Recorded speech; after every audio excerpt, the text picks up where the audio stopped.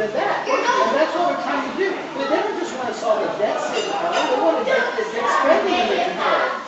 You know, and that's really where our problem is. If we wanted to reward, we wouldn't have half these I was problems. gonna say, I mean, if we didn't go into, Afghanistan we had to go. I was going to say, we're not the ones who chose. They were Iraq was. Wait, did you forget that Saddam Hussein had weapons of mass destruction aimed at us?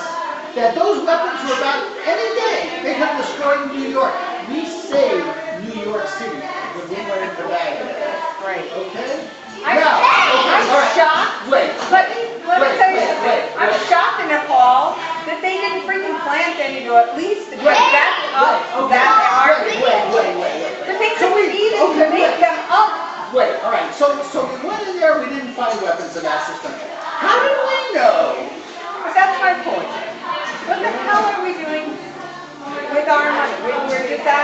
We're that free with our money to go and say we can just throw this much money away because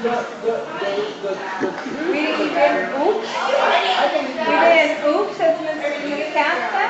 I believe the United States government saw Saddam Hussein as a threat to our oil pipeline, and they wanted him out of there. Based on what happened in Kuwait. As opposed to